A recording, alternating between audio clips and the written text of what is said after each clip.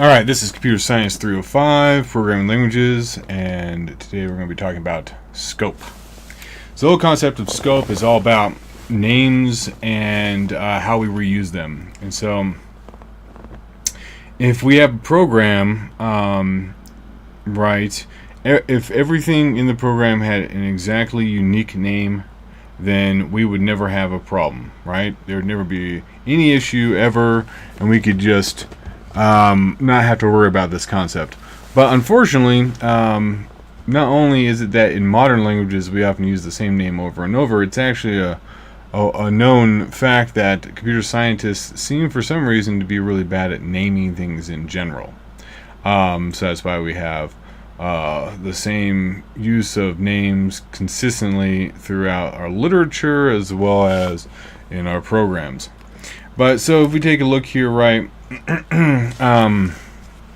so the big question is if we have this issue, if we tend to use the same names over and over, the question becomes, well, how can this work? And so that's what this is all about, right? And so we have a few things we're going to look at. Specifically, we're going to look at some of the definitions surrounding the concepts of scope, how scope works with and without blocks, scoping with labeled namespaces like we have in Java and C# and C++, scoping with primitive namespaces, as well as dynamic scoping and the issues with separate compilation. So once the first thing is definitions, right?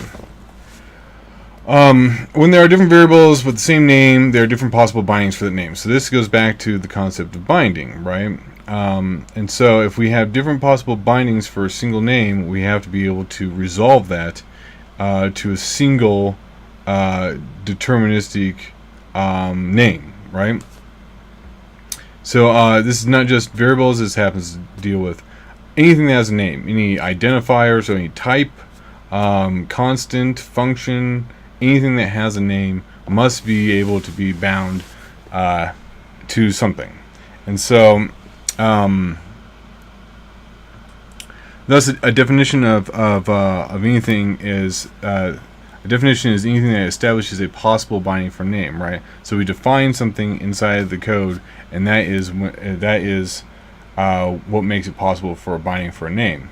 So for an example, right, in ML, we have the function square, which takes in some n and then multiplies it by itself, right? That's the value. Same with the function.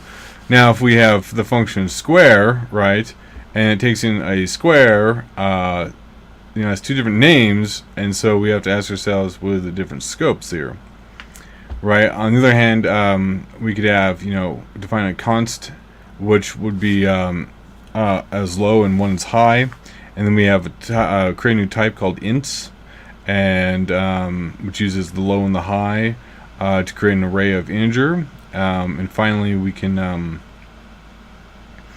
have a variable x, which is of type ints, right? So all those being different names and different possible scopes. So the thing is that there may be more than one definition for a given name, right? So each occurrence of that name, other than the definition itself, has to be bound according to one of its definitions, right? A definition redefines things, but we have to potentially, anytime we see a name, we have to bind it to its actual definition. An occurrence of a name is in the scope of, right, keywords, in the scope of a given definition of that name whenever that definition governs the binding for that occurrence. So in other words, what it's saying here is there is a area on which a given binding, right, or a definition is applicable, and that's what we will call the scope. So for example, if we have that function square, which takes a variable called square, which returns square times square, right, and then we call square again later, on 3, right, it gives us the value 9, which is expected. So what it's really doing is it's binding the instances right? So the function call itself is bound to the actual function we defined, right? That name. And then the value 3 gets bound to the name square inside that function definition, right? So that we can have, so it can detect differences based on, based on the actual thing that by through resolution, what was it the thing that we're looking at, and so essentially, and there are different ways of solving this problem, right? So this, if we look at this, right, there is a potential for a problem, but we see that it is resolved. So we have to understand how is that going to work. So that gets us into the first approach, was scoping with blocks. So a block is any language construct that contains definitions and also contains the region of the program where those definitions apply. So think about like in Java, right? Anything that's defined by curly braces is a block, which has a scope. So a class has a scope. A package has a scope, actually, interestingly enough, although it's not defined by curly braces because the package goes beyond multiple files. But a class within a file has a scope. A method itself has a scope. An if definition has a scope. You can have anonymous inner classes. They have scopes. So everything that in Java that uses curly braces has scope. Well, interestingly enough, inside of ML, we set up a scope using the let in end section, right? So let provides the definitions for variables that we're going to use. In provides the area in which those definitions will apply, and then end obviously ends everything. And essentially closes off the region. So,